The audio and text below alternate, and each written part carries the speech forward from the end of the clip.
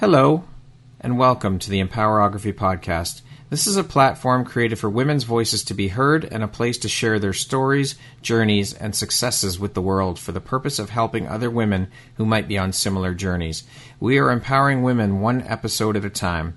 I'm your host, Brad Walsh, so kick back, grab one of your favorite beverages, and enjoy the stories.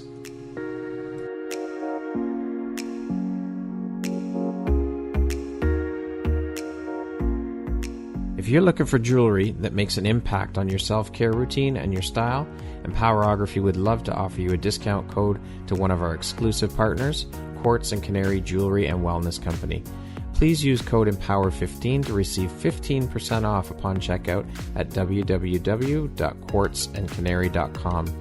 Quartz and Canary is truly the place where spirituality meets style. Hello there, everyone. Brad Walsh here, your host of the Empowerography Podcast. Today, my guest is Amie Dean. She is a clinically certified trauma counselor and an awakening transformation coach. Good afternoon. How are you, Amie? Hi, good afternoon. I'm doing well, thank you, and excited to be here. Welcome, and I am so excited to have you here and honored. So thank you for taking and making the time to be here with me today and share a little bit about your story and your journey. I'm really excited to dive right in and get started. I appreciate you, so thank you. Yes, thank you. You as well. I know I'm truly honored to be here. It's been, definitely a journey to, as I talk about healing the inner child. I mean, we could go on and on, so I won't even dive in just yet, but there's so much I could say. And I know we've already started talking about this topic, so I look forward to having this conversation with you. Yes, absolutely. So Amie, how long have you been doing this work? And I'm curious, what is, for those who might not know, what is an awakening transformation coach? Yes. Oh, great question. So I have been doing this work. So I guess we'll start with, how long I've been a counselor for. And even before that, I worked as a coach, actually. So I worked as a coach for, it's probably been a good 12 or 13 years, although I did take a bit of a break while I was in school for therapy and becoming a trauma counselor. And so that's been about 7 years now since I've been working as a counselor. And so essentially the awakening transformation coach is the whole idea around that is that I help women to connect with their highest self. And by doing that, we are transforming the old version of themselves, right? These different aspects of their subpersonalities, such as maybe a perfectionist or an inner critic.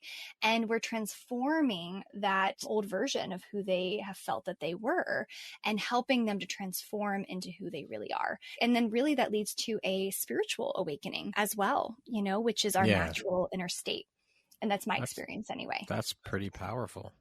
Yes, thank you. Why did you decide to focus your energy and business on helping to empower women? And did this journey begin with your own personal struggle? Yes, it did. Absolutely. So I often find that, we end up in the fields that we most need to learn and grow and heal from. And my experience has been that I needed to do my own trauma healing work.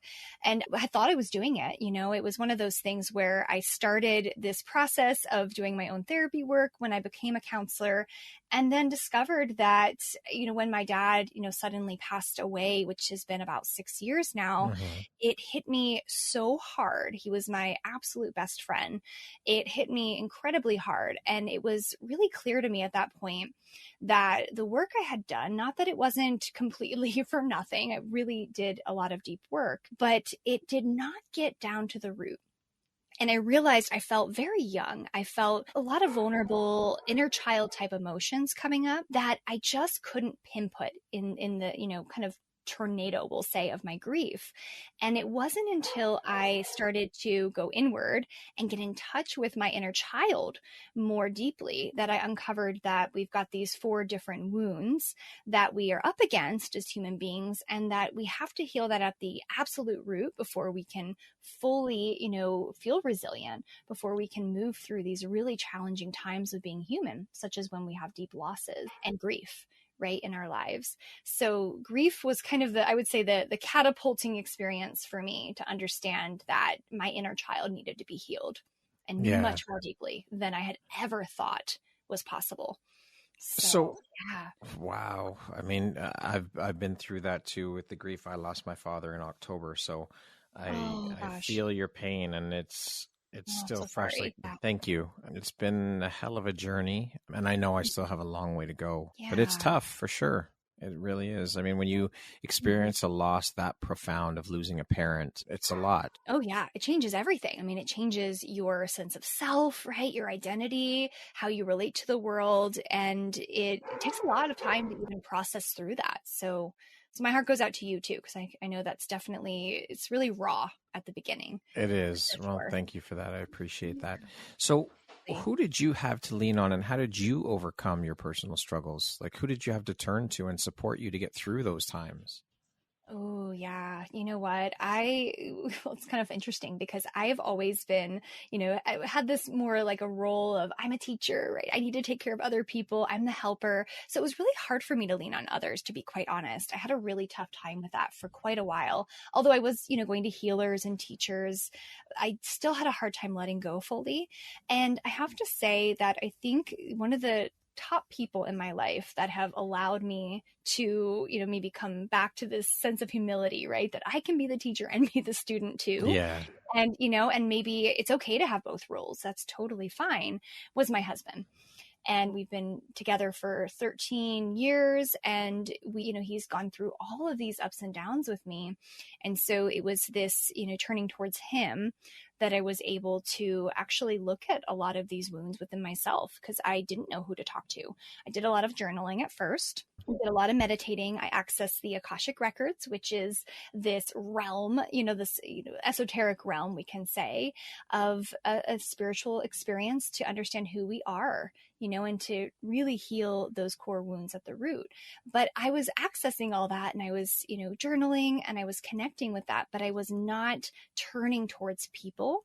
And it wasn't until my husband was like, hey, I think maybe, you need some support. You need some extra help here because you're doing everything and you're helping everyone. And then I felt safe enough, to be able to turn towards him in that way. And so he's been a huge rock, I can say, in my life through this time period. And I would say in many ways, I wouldn't have been able to get through the grief itself without him by my side at that point, because my family was living in another state and I wasn't able to see them. And it was only us, living in California away from everybody.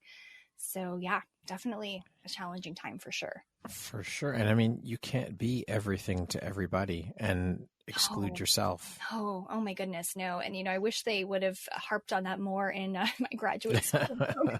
It's like, oh, you're going to be the helper now. And then, you have all these expectations of yourself, already had them, right, when I went in. Yeah. And then it just kind of almost just increases, through that process of going through the schooling that I went through. But this is where I learned. I had a people pleaser showing up. I had a perfectionist, had a helper.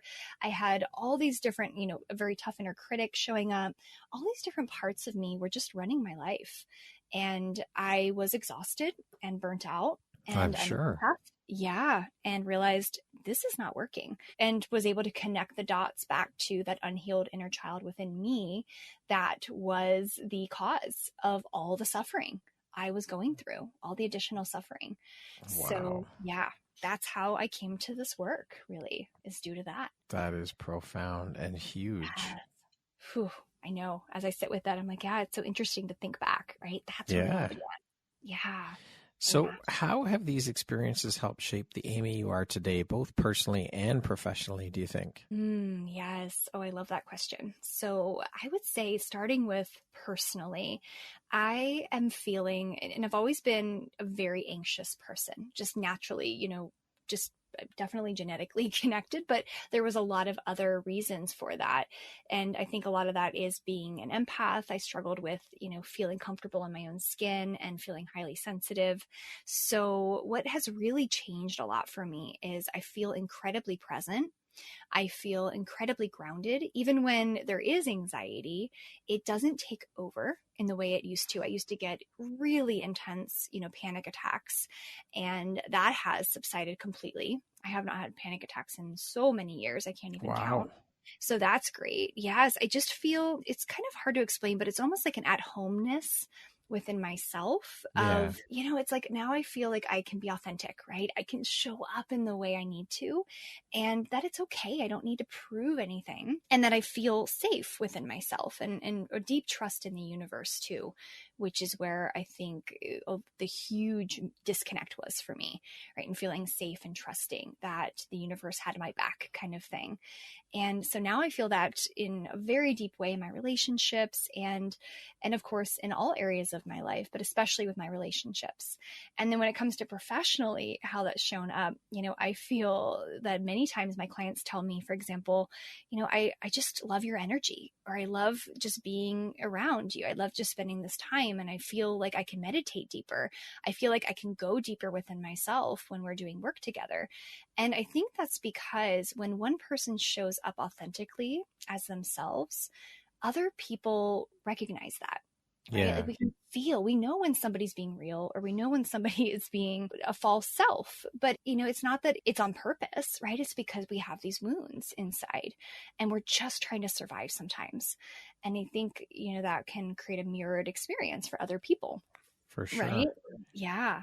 Yeah. I think also when we show up as authentic, it gives other people the opportunity and to feel safe in order for them to stand up and be authentic as well. Absolutely. It gives them permission. Ooh, I love that. It gives them permission. Yes, Yeah. because it's so hard sometimes, right? To feel like, I hear this from my clients, that it's so hard to just show up authentically, because then this is where the wounds come in, right? Yeah. Which is something like, well, what if I lose the people I love? What if I have conflict with them? What if something terrible happens as a result of just being fully myself and saying no sometimes when they're used to me saying yes? And that's the deep fear, and it's so hard to tell someone, go set boundaries or be yourself, for sure. or be authentic. Yeah. Without actually getting down to the root of what's causing that pattern, right? And that behavior in the first place. So when you're doing your trauma counseling work, do you find it hard not to bring your work home with you? And how do you deal with that so that you do your best to not do that? Ooh, yeah. You know what? That has been a struggle, like off and on throughout my career, I have to say. But now I have a very specific technique that I use because I work from home. I would say it was much easier when I worked in the office, to be quite honest. That was much easier. I was able to, just shut the door and leave everything there. Right. And to clear the energy and drive home. And there was a distinct, almost like transition, right, from one experience of being with clients to going home. But I actually travel full time in my RV with my husband and work from the RV. Okay. And so we have a very small space, and I have a very small office.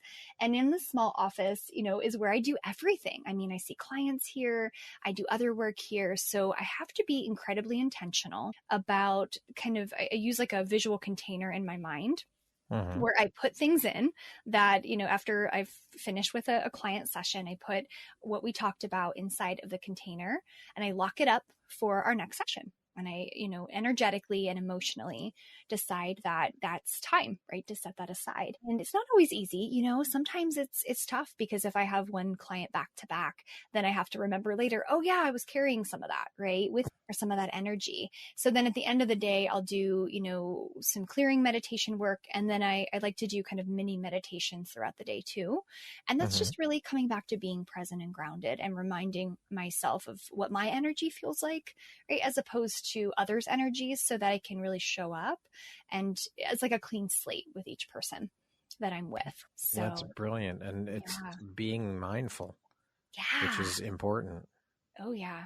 Oh yeah. Now, I've heard people say that work in the trauma field as a counselor, that this work chose them as opposed to them choosing this field of work to get into. Do you feel that same way? And if so, why do you feel that way? Yes, absolutely. Well, I would say that this definitely chose me. I was not, when I started school anyway, in my graduate school program, I didn't go in saying, I'm going to be a trauma counselor. I said, I'm going to be a counselor. I'm going to help people. I don't really know how that will show up right now, but I know I'm going to, be a helper in some way. And so it didn't really actually hit home for me until I was in one of my graduate school classes, and it was particularly around trauma. And at the time, I was going through a really, really hard time with my dad. My dad had struggled with addiction, on and off throughout his adult life. And so at that moment, I was in a very deep fear mode of, is my dad going to be okay? Right. I was very afraid, and he was, highly depressed. And so there was this real like parallel experience in my graduate class where we were learning about trauma, how to work through it, how to help people through it.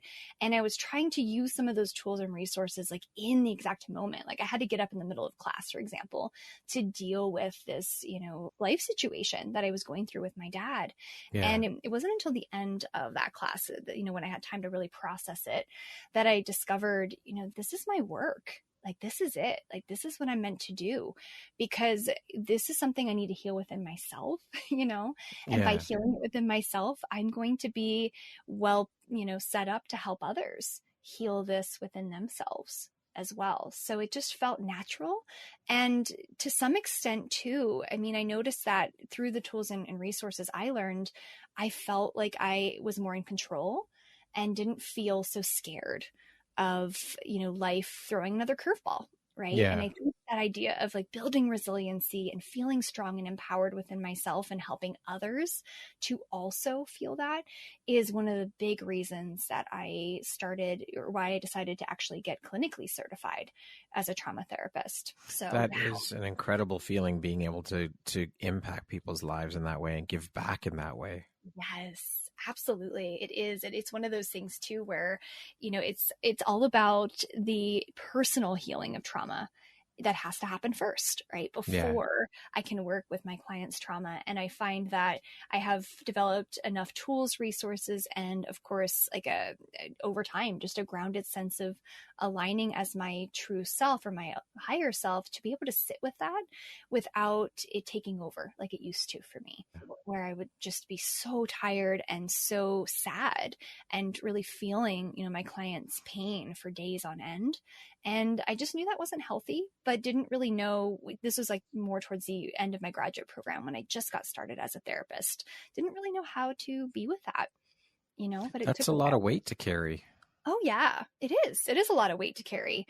And I often hear from people, it's like, it's so great you're doing that work. And I remember at the time when somebody said that, I'm like, oh my gosh, well, I need some resources because I'm heading towards burnout. And I know that's not good because I just started this career. So yeah, definitely not a good way to start. Yes, exactly. But, it's all about practice over time, right? And starting to utilize the tools that I teach others as well to implement that. So you're not only preaching, but you're practicing what you're preaching, which is great. Exactly. Because I know that, in many ways, it's actually interesting when my clients show up and they're going through something. I find it something that either I have struggled with or something that I'm currently working through. Yeah. And there's this really interesting effect that happens. And I realize that as I do my own inner work and heal and continue to, look at my inner child wounds and kind of like peel the layers back, right, to make sure that I'm working through them in the best possible way, that my clients tend to show up even more for sessions. They tend to want to be more involved and more committed to our work together.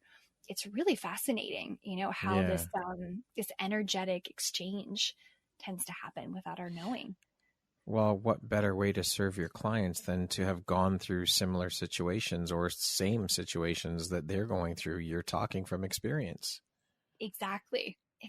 Then they feel less alone, right? Yeah. And there's a connection there.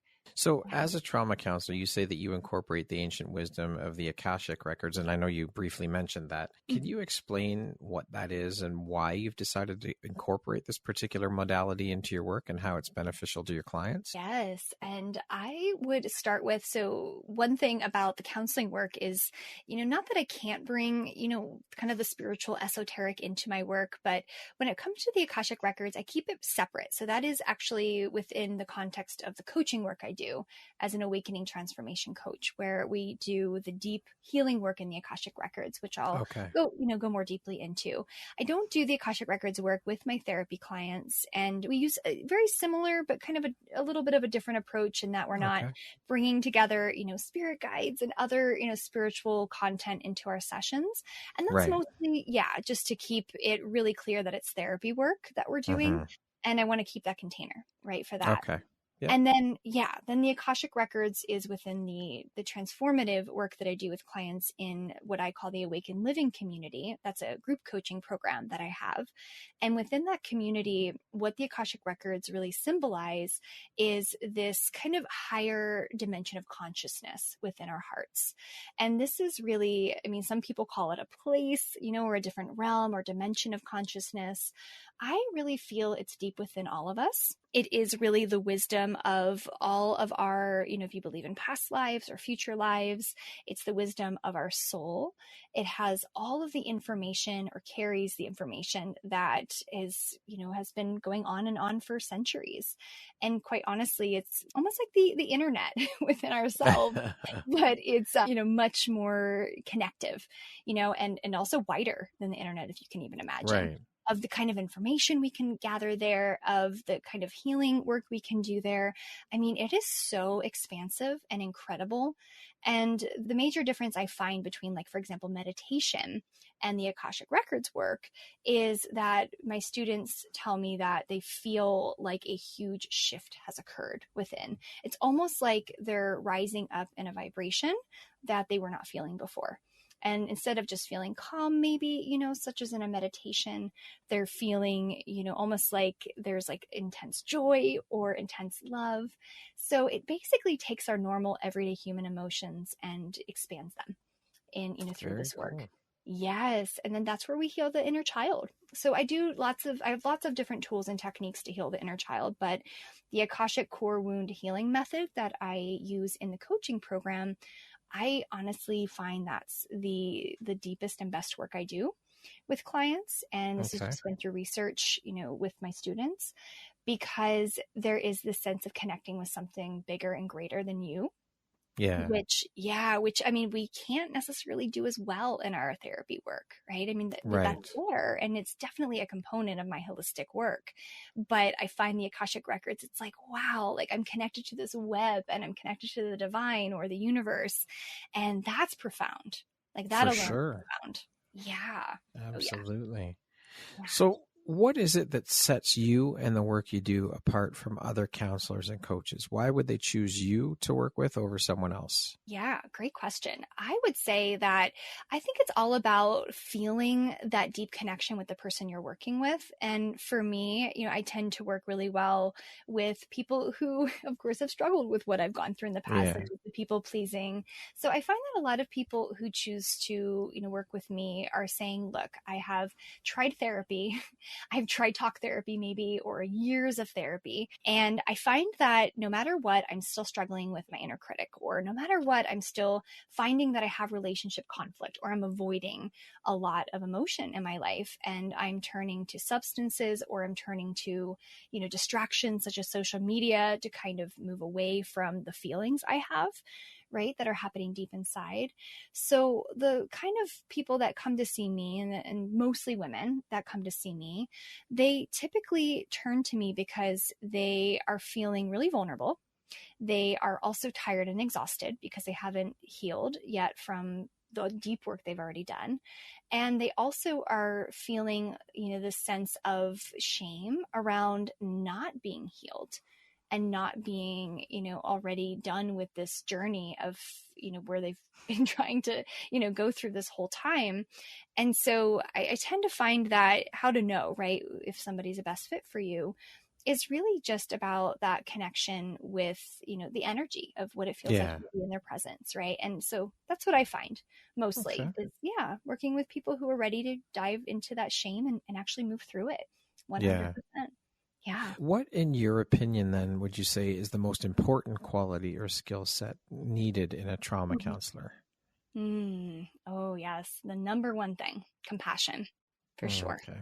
I feel anyway. I definitely connect. I would say that's the number one quality that that I, really bring to the table with my clients. That's the number one thing that I want, because I want them to feel safe, right? I want them to feel like they're not alone on this journey. And we need compassion, which is definitely connected to this larger, expansive experience of the love that's deep within us. And without that, I mean, my experience is we can't heal. We can't feel safe enough to heal, right, in the presence of another person or even within ourselves, unless we first cultivate that compassion within our hearts. So what would you say is your greatest strength as a counselor? So hopefully this doesn't sound like a cop-out, but definitely compassion. No, not at all. Not at all.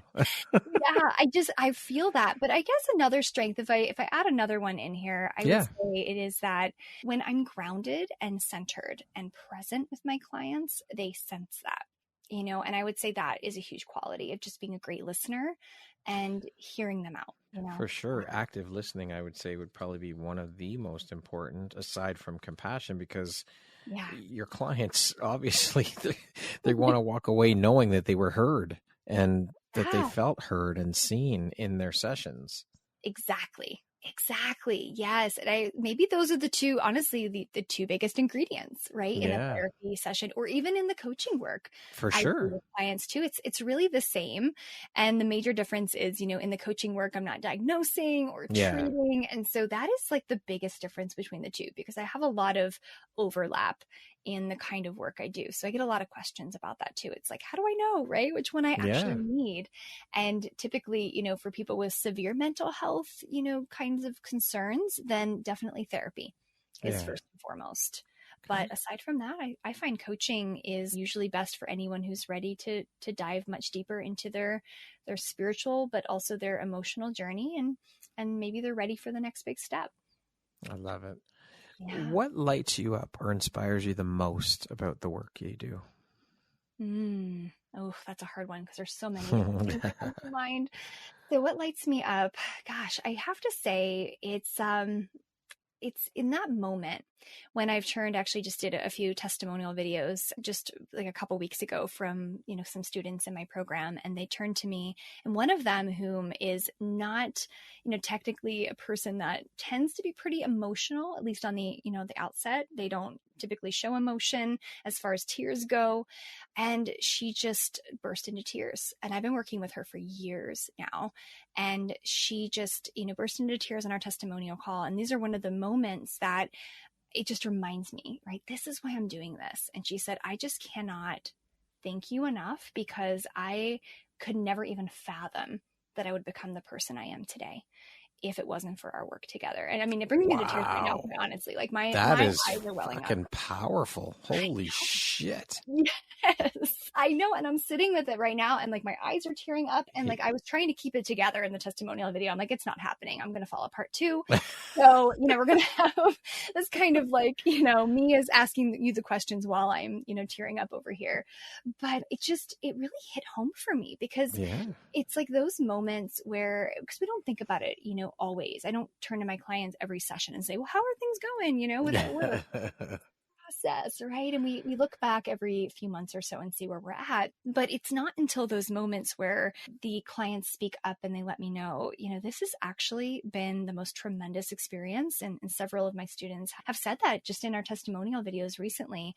And there were things that I didn't even know they were experiencing, like deeper changes in their relationships. And, some of them were having chronic health issues, and then throughout our work together, it just completely went away. I mean, there were some things we hadn't even talked about because, we were deep in the work, right? And we're focused on what's happening. And so when it comes down to what my favorite thing is, I have to say it's the testimonials. It's kind of also this connection with others in the community that I've built within the program, we'll say as well, having that community of women and sharing in that together too. But yeah, that's it. I mean, that makes it all worth it right there. It's like, oh, that's why I'm doing this. That's it. That's the journey. Yeah, Yeah. for sure. So on the flip side of that, what would you say is one of the most challenging parts about the work that you do? Gosh, both, right? If I Yeah. look at both therapy and the coaching, yes. So I would say the most challenging thing is seeing people come to our sessions, especially in the therapy work, where they have been so broken down by life. And they have, it's taken so many just life experiences and just disappointments to get to me at that point. And, seeing that there's little to no hope in our process. And this is typically like the very beginning, right? They're saying, Yeah. hey, I want to believe, I want to feel like things are going to happen for me. And I really trust, from what you've told me so far that it will, but I have little to no hope, for myself at this point.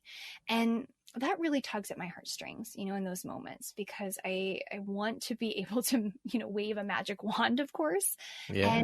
and relieve the suffering in the moment. But I recognize everyone has their own journey. And sometimes it's non-linear. Often it's non-linear, actually. Yeah.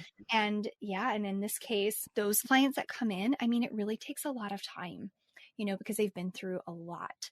So that's the hardest part, right? Is helping them get back to understanding who they really are again. And Yeah. it's the journey for sure. And seeing them broken along the way is the most challenging piece of that. But then on the other side of that, when they reach the other side of it, there's no words to describe that. I'm sure how powerful and incredible that feels to have been a catalyst to help them along the way and to shift that mindset. Oh my goodness. Yes, it really is. It's like, gosh, I can't even put it into words because it's almost like you can't really track it. I try to do like questionnaires on how are things going? What do we need to shift and change on our journey together? And we'll look back and sometimes it's like, oh yeah, we've got some little changes here and some little changes there. And then out of nowhere, sometimes it'll just hit and they'll say, wow, everything shifted. And it's like that transformation just takes place because it's those little shifts that add up over time and they create this foundation for that person. And then eventually they look back just like that client did, in that testimonial video and said, hey, wow. I mean, I don't even know who that person was. I mean, that's it. That is it right there. Yeah. That's why I do it right here. Yeah. I love it. So being a women's empowerment advocate, what do you do to empower yourself and other women? Ooh, I love that word too, or those words together, empowerment advocate. I would say that, this is kind of a continuous journey. Every single time I meet with my clients, it's empowering them to step into their highest self, to step into their, more confident self. And, how I do that is truly just reminding them that that's already deep within themselves. So a lot of this is helping them to bring that to their everyday life in the form of actions with their significant other, with their friendships, and starting to actually put these different tools that we use in place to remember that they're empowered. Because often, as I mentioned, there is this hopelessness that tends to occur, right? Especially with a considerable amount of trauma. And so it's baby steps, it's baby steps each time to start to say, well, what would empowerment look like to you, right? If you were to step into your relationship with a completely different experience today, right? And you were to have a different kind of conversation with the people you love, how would you show up? And then we start there, we start to move in that direction together. So I think that answers the question. Yeah, I would say so. Yeah, absolutely. Awesome. So speaking of empowerment, what does that word mean to you? Oh gosh, this word, I love it. So empowerment to me means that we are stepping into this knowing that, there is so much more than our pain. There is so much more than our struggle. And that deep inside, there is this will to move past that, to go beyond that, and to step into our highest version of ourselves. So empowerment, in many ways to me is like the bridge from the older version of ourself with all these different parts of us that are struggling. And it's the bridge over to our true selves, as our highest self in each and every moment. And, that takes, some work, of course, to empower yourself to walk that bridge each and every day.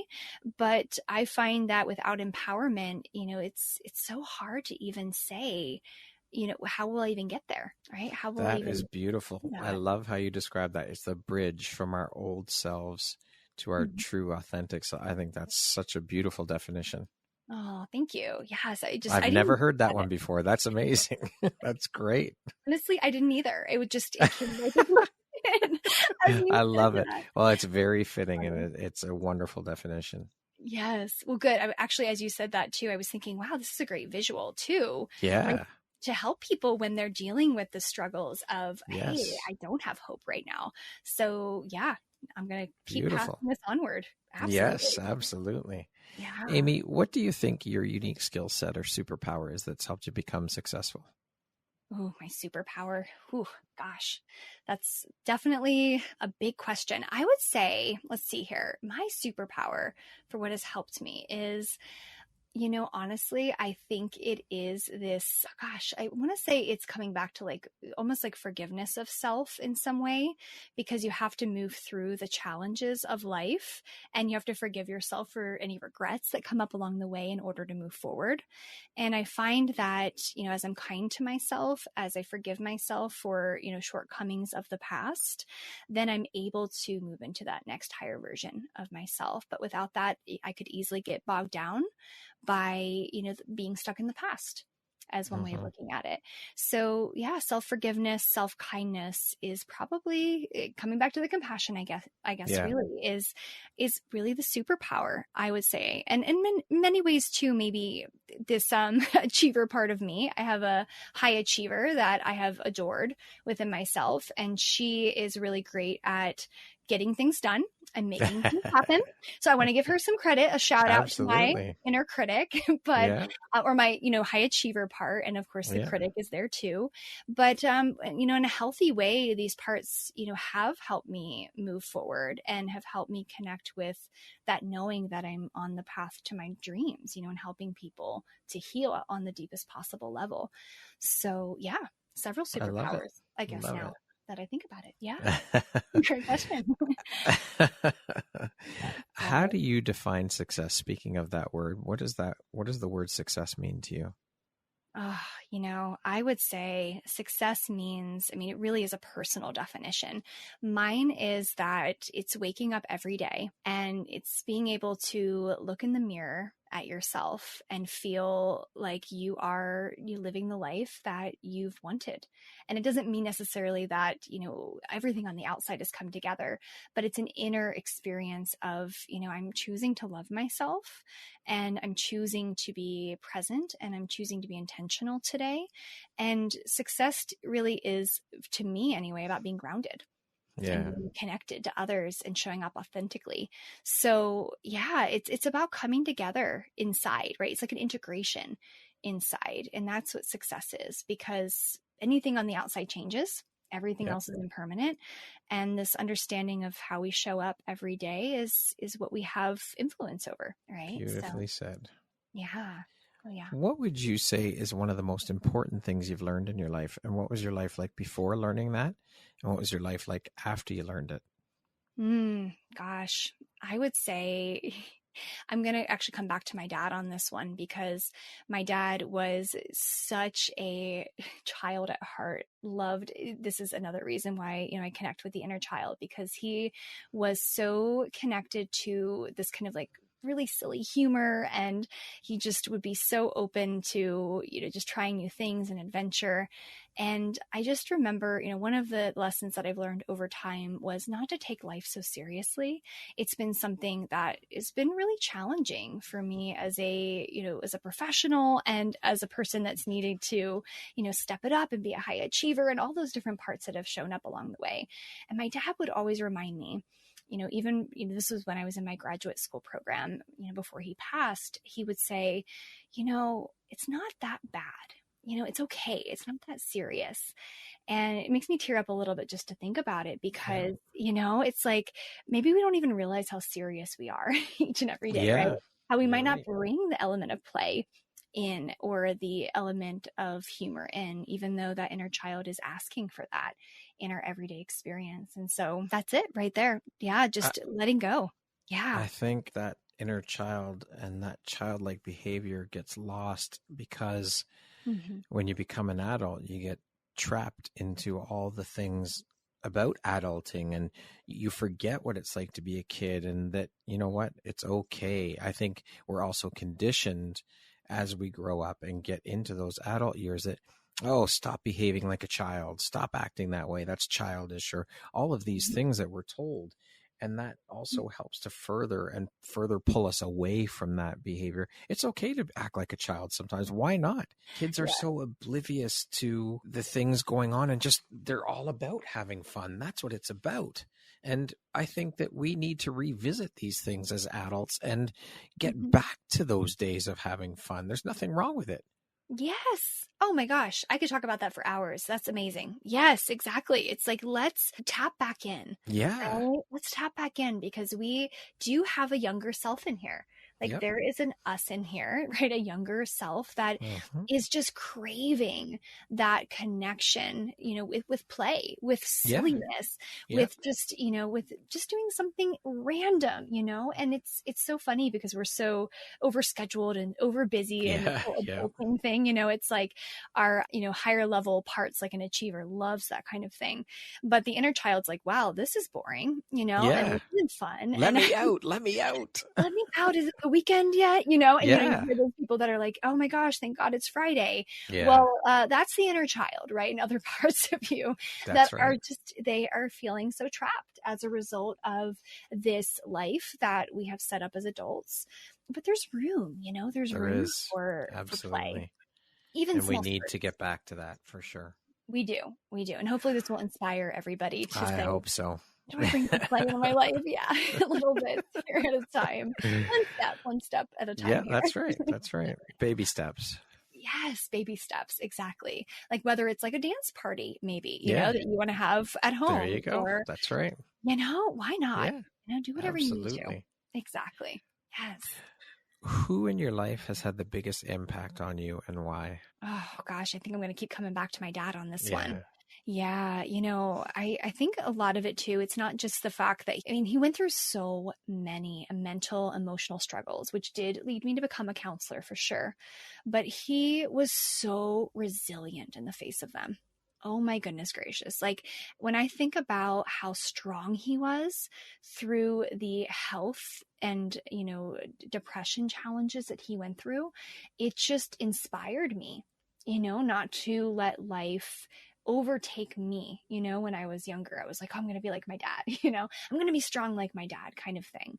And it was really fascinating because, not only did he have this element of strength and this resilience, but he also had this ability, like this wisdom, this natural wisdom, and this natural ability to just make you feel loved, just to make you feel loved and make you feel seen. And as I think about that, it's like I always wanted to be that way. And I think as I've grown up, in some ways subconsciously, I've said, I'm going to be more like my dad. And my mom even says to this day, she's like, you're so much like your father. She means well, I think. Thanks, Mom. I'll take that as a compliment. That's good, actually. Thanks. Yeah, exactly. Yeah. Totally a compliment. But it's so great. I'm like my mom too in other ways too. Right. But it's of course. so funny. Yeah. Because I just look up to my dad in this way because I see that no matter what he was faced with, and I've never seen anybody, go through as much as he had throughout his life. And, I know and of course I've talked with so many people who've been through trauma, but it's like personally speaking, when I went through with what I went through with my dad, it was just so interesting to see that there is a light at the end of the tunnel, at the end of the tunnel of suffering. And my dad, he was always shining that light, and that was huge for me. And hopeful. Yes, it is hopeful. Absolutely. Especially, after knowing that we all have to go through hardships. Yeah, for sure. That's just a normal part of being human. Absolutely. Amie, what would you say is one of the best pieces of advice you've ever received? The best piece of advice. I would say that it's probably, I keep coming back to this, not being so serious type of thing, but I think that, if I was to add another piece to that, in addition to that, it would be to just start to notice like how you feel every day. I know that's kind of strange to, pinpoint as a big piece of advice, but I think we're so used to just going on with our lives and going on to the next thing and the next thing and the next thing, and not checking in, each and every day, and being mindful to our emotions. And the best piece of advice, I received, and this was through, I can't even remember who it was now, because I'd gone to several different meditation retreats and spoke to several different teachers around this time frame of my life. But this really stuck with me, that if you just check in with how you feel several times throughout the day, it's like, how am I doing right now? Or in my case, I ask, which parts of me are showing up right now? Right. Then you can realign. Like, that's another moment, every moment you have to restart over, to start anew. And so that has just transformed things for me, because I don't have to wait till tomorrow, right? To have a bad day today and good day tomorrow. Yeah. That's great advice. Yeah. Oh, yeah. What do you feel most grateful for in your life? I feel most grateful for, it's so hard to just choose one thing. I'm sitting looking out my window right now at this gorgeous view of the mountains and the valley. And I'm living in Washington in my RV, and just have this just incredible life. So it's so hard to choose just one thing. But I, of course, come back to my relationships first and foremost. I'm so grateful for the type of community that I have, the family that I have, my husband, the life that we live, the opportunity to travel and to consistently see new and exciting places. So I would say, just as a whole, what I'm most grateful for is life, really, the ability to live and the ability to have these experiences. So yeah, wide range gratitude, I guess. That's all right. Nothing wrong with that. Yeah. So we're going to jump into a little rapid fire section here. So the next grouping of questions will just be 2, 3, 4 word answer type thing. Okay. Okay. Got it. What was your dream job as a child? Teacher. How would you describe yourself in one word? Loving. Teacher. Sorry, back to the teacher. You are doing that because you're teaching through your coaching and your counseling. So there you go. I did. Yeah. Actually, you are living your dream. I thought it would included blackboards and chalk, but that's okay. Yeah, absolutely. Changed a little. Yeah. What is the first thing you notice about a person? Oh, their smile. If you came with a warning label, what would yours say? Bubbly. Too bubbly sometimes. If you had a theme song that played every time you walked into a room, what song would that be? Oh gosh. Okay. Theme song. One Republic. This is going to be the good life. I don't know if that's the title, but he sings this song. This is going to be the good life. This is the good life. Okay. Yeah. If you could teach the world one thing, what would it be? Oh gosh, just to love yourself, just love everything about yourself. See it all as growth. Every little thing. What's one thing you want but cannot buy with money? One thing I want, more time in nature. Would you rather have more time or more money? More time. And that concludes our rapid fire section. Now back to our regularly scheduled program. Mm-hmm. What is your why? My why for life, is that right? Or just as a whole? Yeah. As a whole, yep. My why is to relieve suffering, just to reduce it, to relieve it, to do whatever I can to help make the biggest impact I possibly can in the lives of others. That's a big one for sure. And so important. I really think that's why we're all here, is to do that. We all have our own gifts and skills that we were given, and it's our responsibility to give those back, to share those, to bestow those onto others, and to help them and support them. And that's really why we're here, is to help and support one another, in my eyes anyways. Mm-hmm. Oh, yeah. I completely agree with you. I would say that this is why I think most people are drawn to making a difference in some way, right? Or this feeling of having a purpose, right? And doing something with it, to feel because we see fulfilled. Fulfilled. Yes. Yes. To feel fulfilled fully and completely. Yeah. Yes, exactly. If you had the opportunity, Amie, to sit down and have a 1-hour conversation with one woman, any woman in the world, who would it be and why? So hard to choose one. Oh my gosh. So I really love Byron Katie. I think she's incredible in her work. And I've talked with her briefly at retreats, but Okay. it would be really fantastic to sit down and have a 1 hour conversation with her, like a more personal one-to-one conversation. Yeah. Yes. If you could step into my shoes, what would you have asked yourself that I didn't ask you? Oh, wow. Way to turn the tables, huh? Yeah. I love that at the end. So what would I ask you, or ask myself, I guess, rather? Mm-hmm. So I guess one question would be, basically, who would be right for this coaching work, and as far as like this next steps around, really healing the inner child. And how would that, I guess the big question is, how would you, as in me, how would you be able to, guide those people through those next steps? In other words, what is that next step for them to really start the journey of healing their inner child, perhaps? Yeah. There you go. Answer your question. Yeah, I figured that was coming next. I know you're a smart woman. I know you did. I was like, that one feels like that one might be the next. A little bit of a setup. Only a little bit. Yeah. So I would say that I offer a spiritual awakening guidebook. This is a complimentary, download through my website. And what this offers is the opportunity to look at different various phases of your awakening journey, to understand more about your core wounding, and then to go deeper into this journaling process to understand more of what is keeping me stuck. What are some blocks that are keeping me from showing up as the highest version of myself every single day? And this journal helps to create self-awareness, but also helps you to take action and create change as well. So that's the first big step, is to start using this particular workbook. And then from there, if interested, contacting me for a kind of a consultation, to talk about what that looks like. And if you're interested in learning more about the program, I'd be happy to talk with you further about it as well.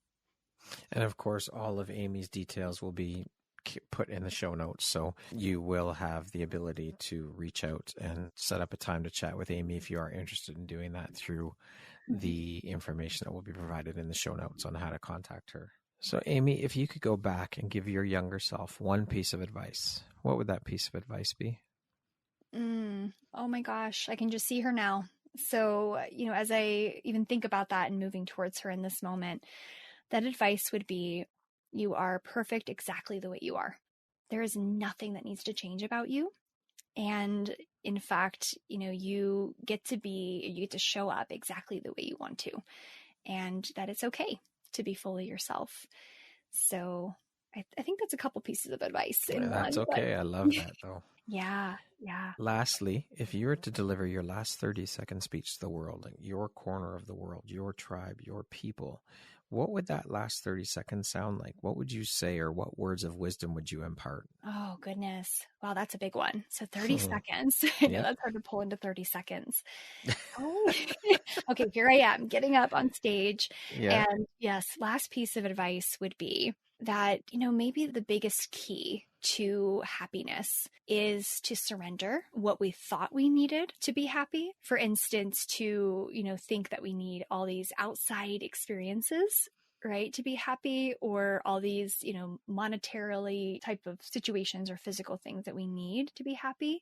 But really, that is, if we just drop that right now, right, the key to truly being happy is to surrender, to let go and notice that it's already here. Joy is already here and right now. So I don't know. Was that 30 seconds? That was beautiful. It doesn't have to be exactly 30. That was beautifully said, and a perfect way to end the interview. So Amie, thank you so very much for your insights, your wisdoms, for taking the time to be here with me today. It was an absolute pleasure to be able to sit down and speak with you and learn more about who you are and what you do. And the work you're doing is incredibly important and needed in the world. So just keep shining that bright, beautiful light of yours out into the world and giving back in the way that you do. I am honored and absolutely so excited and happy to have you as a member of the Empowerography community. Thank you so much for taking the time to be here. I appreciate you. Thank you so much. I really appreciate that. I appreciate you as well. And this has just been a tremendously just amazing experience. So I've learned a lot. We've covered a lot today, and there's been a lot of breakthroughs for me anyways. It's been wonderful. Thank you. Thank Thank you. Yes, I appreciate this. This has been just such a wonderful time. Thank you again. Once again, my name is Brad Walsh, host of your Empowerography Podcast. Today, my guest has been Amie Dean. She is a clinically certified trauma counselor and an awakening transformation coach. Once again, Amie, thank you so much. I hope you have an amazing rest of the day. Thank you. You as well.